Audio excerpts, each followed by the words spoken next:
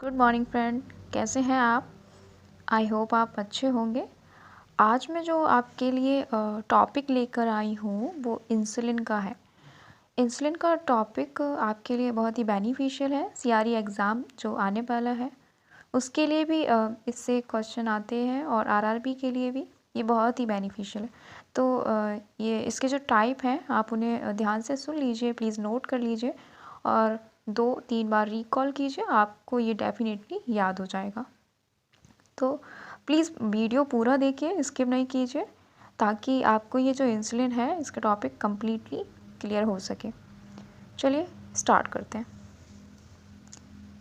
Insulin insulin hormones होता है जो कि आपकी पैनक्रियाज की जो बीटा सेल्स होती हैं उनसे सिक्रीट होता है। इंसुलिन कहाँ से सिक्रीट होता है? पैनक्रियाज की बीटा सेल से सिक्रीट होता है। और ये फंक्शन क्या करता है? फंक्शन इसका जो हमारी बॉडी में ग्लूकोज लेवल होता है उसको मेंटेन करना होता है। अगर ग्लूकोज का लेवल नॉर्मल से एबनॉर्मल की तरफ जा रहा है तो उसको मेंटेन करने की रिस्पॉन्सिबिलिटी इंसुलिन की होती है। कभी कभी क्या होता है कि जो इंसुलिन है उसका सिक्रीशंस कम हो जाता है या फिर किसी न किसी ऑब्स्ट्रक्शन की वजह से इंसुलिन का प्रॉपर सिक्रीशन नहीं हो पाता या इंसुलिन कम सिक्रीट होता है, तो उस दौरान जो कंडीशन देखने को मिलती है वो डायबिटीज़ मेलाइटस देखने को मिलती है। अब बात करते हैं इंसुलिन को किस किस कंडीशंस में देते हैं। तो डायबिटीज़ की कंडीशन में हम इंसुलिन को देते हैं। कौन कौन सी साइट है इंसुलिन की? आपकी फर्स्ट है पैरा अम्बिलिकल एरिया, जो एस्पेक्ट ऑफ थाई का जो आउटर एस्पेक्ट होता है वहाँ पे दे सकते हैं।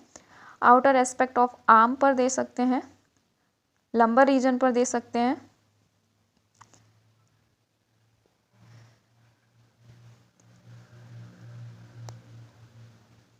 और ये हो गई आपकी साइट।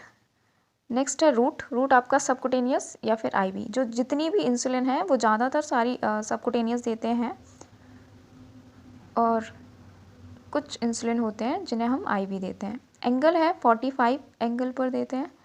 इसमें देखिए जो पर्सन ओवेस है या फिर जिनमें बहुत ज़्यादा होता है उनकी बॉडी में, जिसकी वजह से जब हम इंसुलिन देते हैं तो जो इंसुलिन की निडल है वो छोटी पड़ जाती है, वहाँ प्रॉपर पार्ट तक नहीं जा पाती है। तो इसीलिए हम उन्हें जो एंगल है वो बढ़ा देते हैं। 45 एंगल पर ना देकर ओवेस पेशेंट को हम कितने पे देते हैं? 90 के एंगल पे। ओके, अब निडल की लेंथ देखते हैं कितनी लेंथ होती है। 25 to 29 गैस का होता है या फिर इसे हम 1/2 इंच बोल सकते हैं। ठीक है, अब है आपका टाइप। टाइप में आपके 4 टाइप हैं। फर्स्ट है आपका रैपिड एक्टिंग इंसुलिन। फर्स्ट कौन सा है आपका? रैपिड एक्टिंग इंसुलिन, ये आपका फर्स्ट टाइप है। तो ये ना जो 4 टाइप है मैं आपको क्लियर करती हूँ और फिर उनके अलग अलग नेम बता देती हूँ। Rapid acting insulin, short acting insulin, intermittent insulin या फिर इंटरमीडिएट इंसुलिन बोल सकते हैं। और लास्ट फोर्थ है आपका लॉन्ग एक्टिंग। कौन कौन सा है? Rapid acting, short acting, intermediate और लॉन्ग एक्टिंग। रैपिड एक्टिंग होमालॉग नोवालॉग, क्या नेम है? होमालॉग नोवालॉग। होमालॉग को ही हम लिस्प्रो बोलते हैं, नोवालॉग को हम एस्पर्ट बोलते हैं। शॉर्ट एक्टिंग में नोवालिन, होमालिन। इंटरमीडिएट में आपके एनपीएच इंसुलिन होता है। इसके ही ये जो 4 टाइप हैं अलग अलग उनके नेम दे रखे हैं। एनपीएच को होमालिन एल बोलते हैं, होमालिन एन बोलते हैं, नोवालिन एन बोलते हैं, नोवालिन एल बोलते हैं। वेरी लॉन्ग एक्टिंग बोलते हैं। इसमें जो इंसुलिन आता है वो लेंटेस होता है। ऑनसेट 10 to 15 मिनट के लिए हम इसमें रखते हैं। जो रैपिड एक्टिंग इंसुलिन होता है 10 to 15 मिनट में शुरुआत हो जाती है, ऑनसेट हो जाती है। और जो इसका पीक है वो 30 to 19 मिनट यानी कि 1 आवर में पीक पर पहुंच ही जाता है। जो एग्जैक्ट पॉइंट है इसके 30 to 90 मिनट। और क्वेश्चन में जो ऑप्शन आ सकता है वो 1 आवर तक भी आ सकता है, तो आप 1 आवर मान के चलिए। उसके बाद जो ड्यूरेशन है वो 2 to 4 आवर।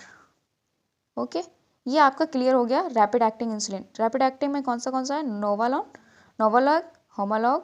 नोवालॉग को ही हम लिस्प्रो बोलते हैं और नोवालॉग को हम एस्पिरेट बोलते हैं, होमालॉग को लिस्प्रो बोलते हैं। ऑनसेट है वो 10 to 15 मिनट की है, पीक है जो 30 to 90 मिनट का, और ड्यूरेशन 2 to 4 आवर तक ड्यूरेशन रहता है। उसके बाद है short acting. Short acting 30 minute to 1 hour. जो इसकी स्टार्टिंग है वो 30 मिनट से 1 आवर में स्टार्टिंग हो जाती है, पीक पर 1 to 2 आवर में पहुंच जाता है, 4 to 6 आवर का ड्यूरेशन रहता है। और जो स्पेशल पॉइंट इसमें देखने को मिलता है शॉर्ट एक्टिंग में, वो क्या है आपका, आपको ये खाना खाने से या लंच करने से या जो भी आप खा रहे हो उसे 20 से 30 मिनट पहले ही लेना रहता है। कौन सा इंसुलिन लेना रहता है आपको लंच करने से 20 से 30 मिनट पहले, वो है शॉर्ट एक्टिंग। अब है इंटरमीडिएट। तो जो इंटरमीडिएट है वो 1 to 2 आवर में ऑनसेट होती है। इसकी शुरुआत जो है 1 to 2 आवर में होती है, और आपका जो 4 to 8 आवर में पीक पे पहुंचता है, एंड 16 to 12 आवर में इसकी जो ड्यूरेशन रहती है। ठीक है, एंड आफ्टर ये जो लेना रहता है ये आपको लंच करने के बाद लेना रहता है, या डिनर लंच जो भी खाने के बाद ही लेना रहता है इंटरमीडिएट। और लॉन्ग एक्टिंग का जो ऑनसेट है वो 2 to 4 आवर है, पीक पर ये 24 आवर में पहुंच जाता है। पीशन है 24 to 36 आवर तक रहता है इसका जो इफ़ेक्ट।